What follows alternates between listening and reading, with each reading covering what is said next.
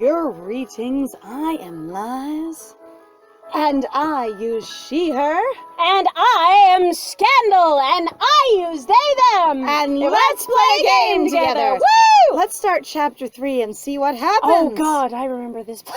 Oh God, it's the library. I regret. Honestly, if we're in the library without having lavishly commented Nadia on her like woodworking, complimented her, and, yes. and just lock making and jewel inlaying skills of creating that door, then you know the world just isn't real. I'm also like super entertained that we don't go through the same process of like. Okay, so just read. I will just read this because I'm. The library's shelves loom over me as I enter the dusty room.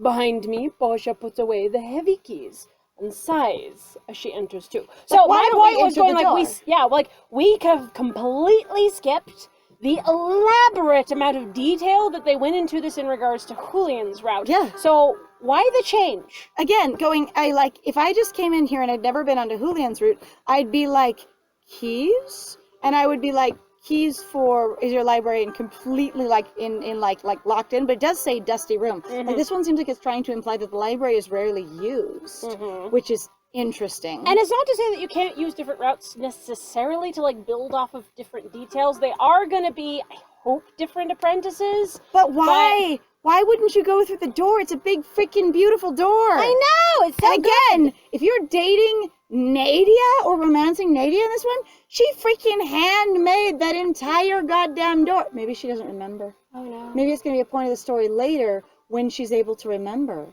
But she knew in the last route, so does she actually have her memory in Julian's route? I hope the routes actually are the same story told from different angles, otherwise I'm going to be real lost. Yeah, no, I don't know either. It's so sad this place never gets used anymore. There's so much information here and no one ever gets to see it. Wow. Well, that's how it goes sometimes, huh? Think you'll find anything interesting in here? Now that would totally change the tone if we lock the library door every freaking time we walk away from it, if we knew that almost no one ever used it, but they didn't cover that in the last route. Also, this is weird. What are we doing in here?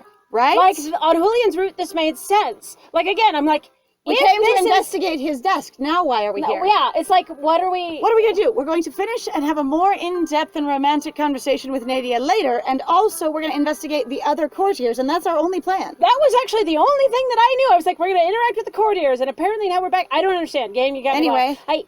After the information I gathered earlier, it seemed like a good idea to come here and see what I could learn. Nadia's already scoured the place, but it can't hurt to have a second pair of eyes. So tell us why you're here, game. Beside me, Portia moves further into the library, hands behind her back as she examines the shelves. She's staying with us. Is she babysitting us? So, Milady's really put a lot of trust in you, hasn't she? Casually so. It looked like you guys were gonna, like, devour each other back there before she went to her meeting a moment ago. Not prying at all. No, not prying. I suppose she has. Yes. Letting me into her private chambers, revealing the secret behind her headaches, even inviting me to meet with the consul. These things have not gone over my head. Nadia's let me into her world, though I'm still trying to navigate what that means. I'm glad she has someone to rely on. She's been alone for so long. Well, that reminds me. Here. She rustles around in her apron and then pulls out something glimmering and green. Does she have an apron? I don't think I'd ever seen her as wearing an apron at all. I've even looked sash up the art for her before, and I've never seen her with a little with an apron on. Huh? Maybe is there a different word for apron that I'm unfamiliar with? Hold on one second. We do these sometimes in our games. We do Google searches to find out exactly what apron means. Right. Because in this case, maybe her little sash/wrap thing is a kind of apron. But I'm not familiar with it at all. That's right. Like, that has got me a little baffled. All right, so apron. A protective or decorative garment worn over the front of one's clothes and tied in the back. That is, and 2, a small area adjacent to another larger area or structure. Tiny apron of a garden. Okay, yeah. Her sprite doesn't have the apron on. Interesting. Apparently she also wears an apron when she's working, but we've just never seen it. Okay, that's anyway. sort of wild. The emerald necklace Nadia gifted me. when did she have time to get into my things? Yes. You must have dropped it last night. You know, when you're at the fountain. Uh-huh. But I fished it out for you. Don't worry. I won't tell anyone you dropped it. Especially not Nadia. I will. She holds it out to me and then hesitates, pulling it back. She holds it out to me, then realizes the incredible force that I am, and goes, "Whoa, that's a bit much." As Corazon starts to put a hand out, like with their gloves and everything, and she's just like, "Whoo." You have changed clothes today and you're still terrifying. You are on the lady's side, aren't you? How much did she see? I do not flush any cheeks. I am completely comported at all times. I nod. Yes, that one. Of course. Good. That's good. My lady could use more people on her side, I think.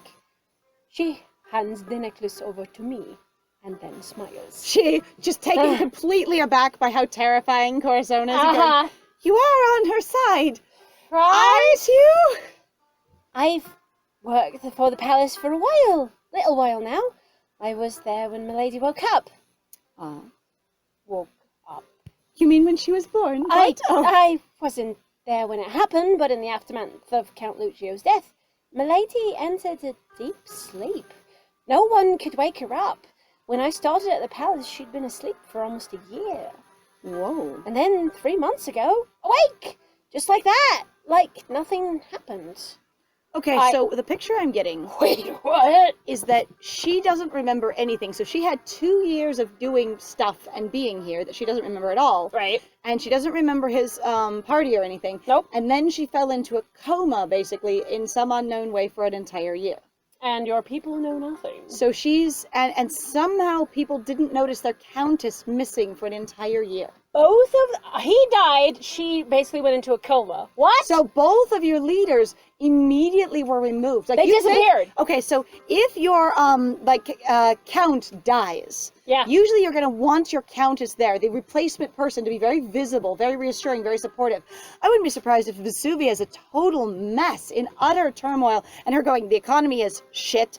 There's like, you know, essentially a terrible experience going on out there. We've barely recovered from the plague, if at all, and there's been no leadership of any kind other than basically the consorts sort of blindly making orders, like, "You guards just keep looking for this thing," right? Kind of stuff. So like the people have basically just been consort. I can't do it. Consul. I understand you might think that he's Lucio's consort. No, I don't. But he's consultation. He's the consultor. Okay, it's a consul. He's the thing is I keep trying to say courtiers and then replace it with consul, and then you have a T and a... Anyway, I keep doing it. I will try my best. Anyway, Valerius keeps ordering people, just the guards around, but I was just like, she's missing 2 years worth of memories, but like, if her kingdom has been ungoverned for an entire year, I'm surprised someone hasn't shown up to take care of it. No shit. Or like her family? Like I was gonna say, because in this route we wouldn't know that she has family or whatever. She could theoretically be an orphan. But having played the other route, I'm like, where's her family been? Like, wouldn't any of her sisters or anything come to check on her if suddenly her husband died and then she disappeared for an entire year? And no one heard in the trade routes or anything. Merchants in this world are not huge gossips at all. People don't trade in information. Like, they people don't tell would stories. know. You would hear it all over the freaking world that both of the royalty, both of the leaders of this area completely disappeared. That sounds insane. Sounds a little bonkers, to be honest. I know it bothers her, not knowing why. Not remembering things. But then a few days ago, she tells me she had a dream, that she knows who she got to ask. And you show up at the palace. And for the first time since she woke up, it seems like my lady's smiling. Not just that, but she's hopeful. She really thinks you're the key to figuring this whole thing out. They're the key to... Something. Something. I know that's a lot of pressure on your shoulders, Corazon, but trust me, when my lady believes in you, it's the best feeling in the world. If she thinks you can do it, then I'm sure you can do it, Corazon. I appreciate you think that I am insecure. And you're trying to encourage me. It's fine. I'm fine. Portia's words wash over me, easing lingering doubts and filling my heart with hope. Not really. Watch over me, showing me that she has had lingering doubts. I understand her feelings, and I accept that you have them, and it's okay. She smiles brightly at me and puts her hand on her hips. And if you break my lady's heart, you won't do it. I had a whole intimidating speech planned and everything. Never mind. I trust you here. I do too. You know, it's fine. Thank God too. I don't think I'm actually allowed to threaten you. That would be messy. That would have been messy. Oh my gosh, she's like, I'm just really protective of her. I'm a baby gay, okay? It's all right. I'll leave you to do your work then. Come get me if you need anything, all right? Don't call for you. Don't send a message for you. Come and physically get you. Right. Right. I turn to the overstuffed shelves in front of me as Portia leaves and get to work. Are you really saying that this library isn't elegant and orderly and well put together? It's just shoved on there, overstuffed shelves? High standards. It's fine. Dot, more dots. More dots. The sun is setting as I finish the last book from the pile in front of me. Why wouldn't someone tell you that Dr. Dvorak's desk is in here? Like, why are you in the library? What were you hoping to find here? If not to come to his desk, why come to this room? I feel like Corazon is simply like, I will keep myself busy until she's done with her meeting. Right? Like, that's what it feels like. Well, I'm waiting to basically meet up with the courtiers, so I have time. I could go in here and see if there's things I can read. Books are unusual, and they're very rare, according to any studies that I've ever done in relation to basically... medieval type societies. More medieval or just basically different cultures. Your books were uncommon. A lot more had oral traditions. Yeah. As I sit at the pile in front of me, long shadows making it hard to read in the dim lighting. My eyes are blurry, and my head feels fuzzy. And still, I didn't find anything useful. That is a lie. You've been sitting in the same position for too long. You have a slight cramp in your leg. Yes, well, it was worth a try. Maybe tomorrow. I gather myself, because I'm not sleepy, and head back to the guest room, making sure to lock up behind me as I do. I know how to pace myself. She gave you the keys to the library? That is kind of weird. Portia gave Corazon the key ring to the library. That seems like a bit much. Unless there's like a big deadbolt in the center that locks all the locks, or you go through and you individually hand lock them with little like lock turns, which would be wild. I got the impression that they were a lock and unlock. Right. And they are like with the key. Because she went through, I thought, and locked it with the key before. So she gave the key to us. Yeah, for some reason? I don't know. That's wild. It's dark by the time I reach my rooms and drop to the cushy bed. I do not drop. I sit gently. If you drop, it is usually an owie. It might be a hurting. Yes, so sit carefully. I close my eyes for a moment to rest. Aye. And slip off to sleep. Haha. The desert is empty tonight. Nothing but sand and sky for miles on the horizon. And I feel like something. In the distance, I hear a voice I can't decipher. They're like, you go back to your room and you sit down. I feel like Corazon would be like, I was sitting in the library. I go back to my room and I know that I'm tired. So I do my entire bedtime routine with skin care and switching my clothes and everything and cleaning myself. And then I sit down. I only expect to sit down for a bit, because I have other things to do, and then I fall to sleep. And then I go, oh, it's this magic It's sleep. not enough. Great, thanks. Its words bounce off the dunes, growing more distorted and frantic as I try to listen. Corazon. A wind whips up, gathering sand in whirls at my feet, filling my ears with the sound of rushing water. Corazon. It sounds so close now, like someone standing just behind me. I can feel their breath on my neck. Fascinating. Corazon! I start from my sleep. I slowly open my eyes. I'm a little tired because I was a little disorienting. And gently slide out of bed. Right. Knocking at the door and Nadia's voice. Frantic. Can you imagine I just get out of bed, I grab my cane. I put on my robe, I imagine. So, you know, I would cover myself up more. Without thinking, I rush to open it, quickly letting Nadia inside. But not before taking care to be appropriate. Of course, absolutely. She looks shaken as she brushes past me, immediately making a beeline for my bed and sitting down on its edge. There are no chairs in the room. Nope, she just is comfy with your bed. That is very personal. Yes. Again.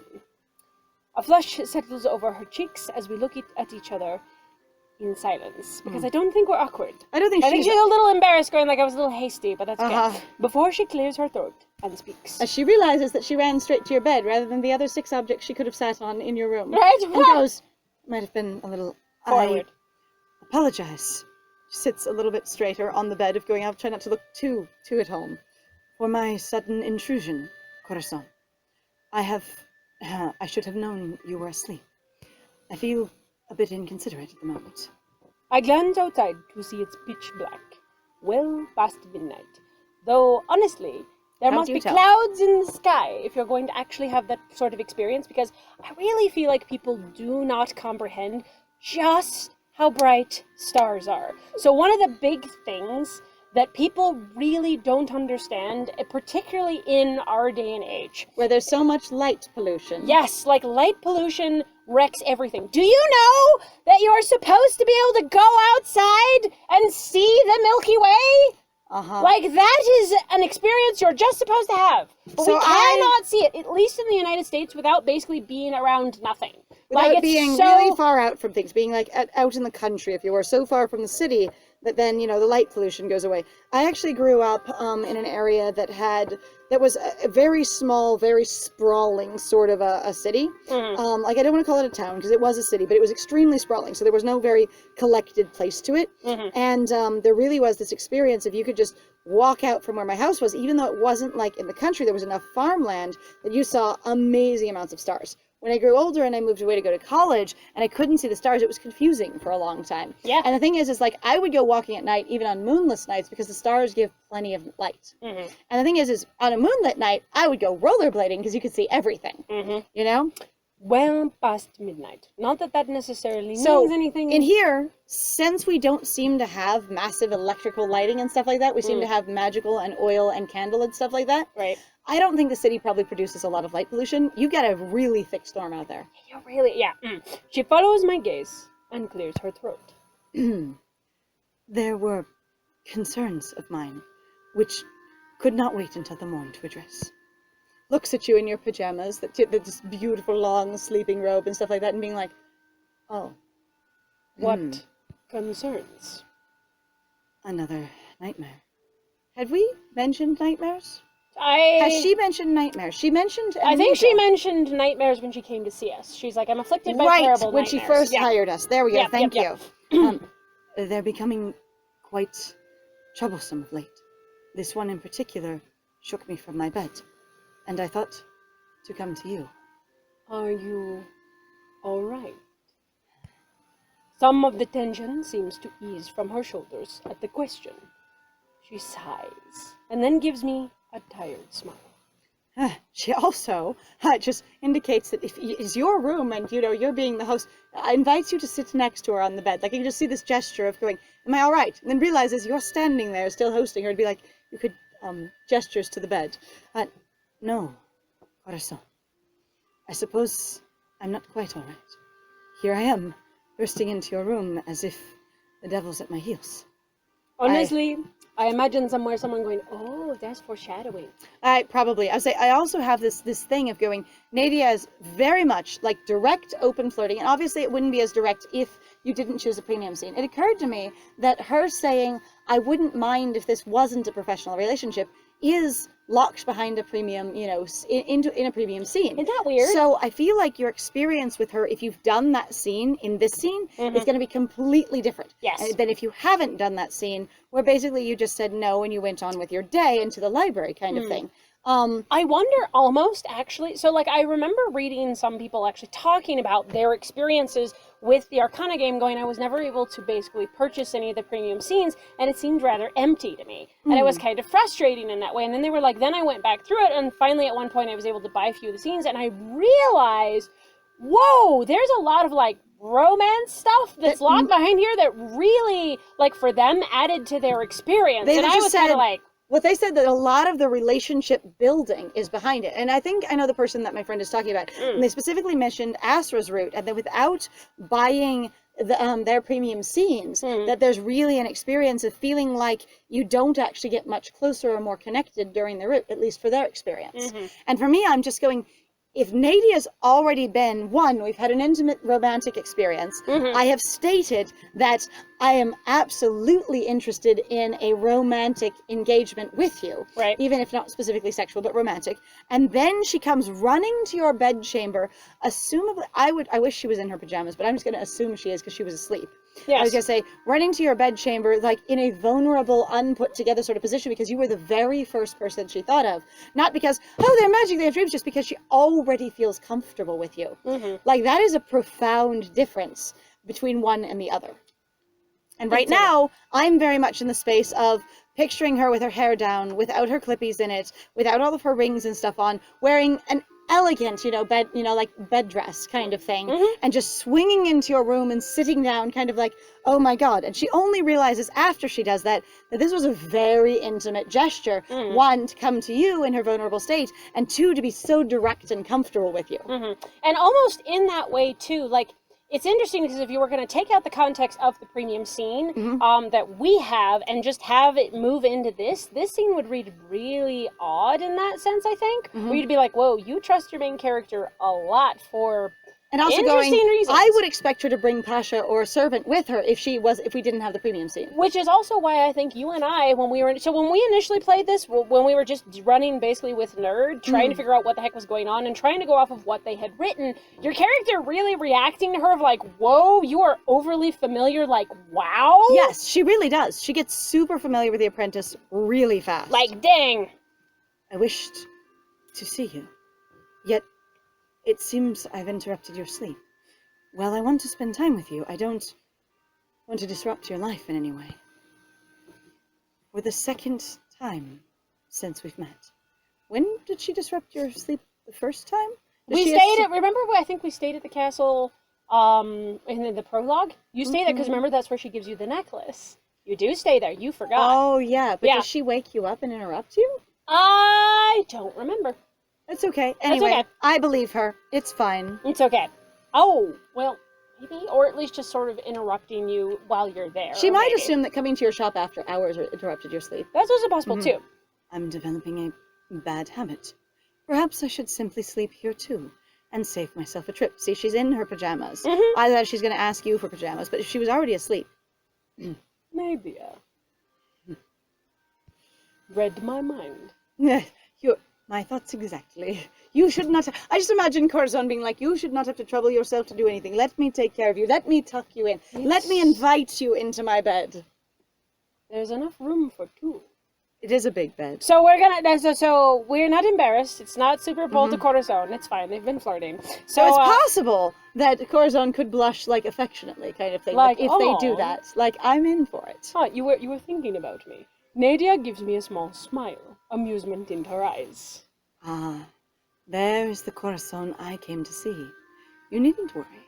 I wouldn't impose on you like that. How polite. I must, however, impose upon you in a different way. Perhaps not the way I would first prefer to, but... Apply a little pressure? Now perhaps? that we are both up, I wonder if you might join me for a walk. Looks thoughtfully at your cane, going, would you be comfortable with this? Yes. I think it would be nice. A walk. Right now? With you. Oh. With you alone? Oh my. You can refuse me. If you like, Corazon. You could turn me down. I only thought, since we're both awake, and both in our pajamas, you could keep me company. No. I'll join you. How blessed I am to have such a gracious, accommodating guest. How blessed? Blessed? It's just blessed. Blessed. I don't know. I actually had a really funny time with my friend where at one point there is a word that I cannot remember. What was the word I was going off about? Because I was giggling about it where you do specifically, like currently in the English language, you do say the ED part of it separate. Like you say damned, but it's like... It was blessed and damned because a lot of people say blessed. Oh, yeah, so you have basically an experience, but it's like You don't really do that with other words that end in ed. Mhm. It's actually a really weirdly like unique sort of language tick, and I don't know Because exactly we don't where say it comes from. boxed, we say boxed. Yeah, we don't say boxed. The boxed experience. I boxed it. You know, I boxed it. I boxed it. Right. Right. To have such a gracious guest. Even in the depths of sleep deprivation, you wish to spend time with me. I don't think I'll be deprived of anything, personally. She slides gracefully to her feet and waits for me at the door, watching me with something unknown. I say casually to make everybody reading feel better, twinkling in her eyes. Unknown, but I suspect I know what it is. We walk down the empty hallways, passing no one as we make our way to the front doors. No one important, really. Of course, there are always people, but I was it's gonna say, fine. there are always servants and people. Oh, not into the garden, just out of the castle. Wow, brisk night air greets us as we exit the palace proper. Nadia walking at your gate, you know, keeping step with your comfort. Finally, Nadia comes to a stop in the middle of the bridge and turns to me. I must admit, I have a confession to make, Corazon. So many. So many. Perhaps just so soon. the one to begin with. It is not my habit to rely on others. At least it was not before I came here. I do not know what I've done since I got here. These dreams have plagued me since I awoke, which I assume Pasha has told you about. And yet, I feel it was quite out of character for me to rush to your rooms like that. I'm surprised at myself that even in the fuzziness of newly awaking, I first thought of and went to you. So I appreciate the romantic trope here that's being played, though I am kind of personally a little hesitant about it, simply because, like, I mean, I'm not saying, like, I just feel like, so it happens a lot with basically what I will term as strong female characters, where you're like, everybody says that they're really strong and they're really capable, but almost immediately, like, right after you meet them, they start doing things where you're like, you're really relying really heavily on other people, and they say specifically that they're strong in the way that they're independent, so let's qualify that a little further, because sometimes to be strong is to know what your weaknesses are and to ask for help. I am strong because I know what my limitations are. That's a really good self-aware thing. And it's a profound strength. So I'm kind of torn about, like, it's cute in the romantic sense, but also feels a little bit, like, backhandy to her character of going, like, she immediately, like, I don't know. I am super strong and independent and capable, and I can do this on my own. I've hired you to help me where I cannot do this and be my mouthpiece where I'm unable to speak. Right. But now, how strange. I'm relying on you. I feel like she knows her own mind, and to be like, but she might, and I know the trope you're talking about, but I feel like this is a level of going, I knew I was into you. I saw you and I went, that is not only the one for me, but potentially the one for me. You know? And then she's like, but I'm surprised that even in a state of just waking, that it's so already deep that I just went to you, instead of having to sort of warm myself into it or work at it over time or make it an option. Right. I'm surprised at myself. I didn't expect to be so instinctively bold as opposed to intentionally bold. I was thinking. I wasn't thinking. I mean, when you're asleep, you're not usually thinking. That in itself was strange to me. And before I knew it, I was at your door. Honestly, the dream terrified me more than I would like to admit. I must thank you for not turning me away. I did not expect you would. Twice now I have come to you in my darkest hour, and twice now you have received me. You have responded. Responded. Sorry. She leans forward, taking both of my hands in her own. Well, probably mostly one of them, because possibly, depending on... She might just grab the top of the one on the cane. Right. Like... that could work. Taking both of my hands in her own, and clasps them between us. Or Corazon, just... I'm standing, you know, with my hands like one on top of the other on their cane, and then she just grabs both of them from the outside, cradles your hands in hers, I can not see that. moving them. Yes. I find myself wishing to repay you somehow.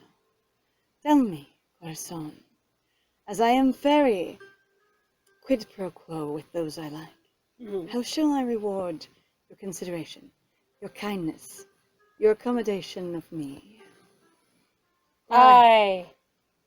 I want freedom to come and go. I assume you have that. Corazon would assume they have that. I think Corazon would absolutely assume they have freedom of the castle and freedom of the land. That is a good question. That is an interesting idea that we would possibly assume that we don't. That feels like a very submissive thing to assume, thinking you may be stuck in the castle.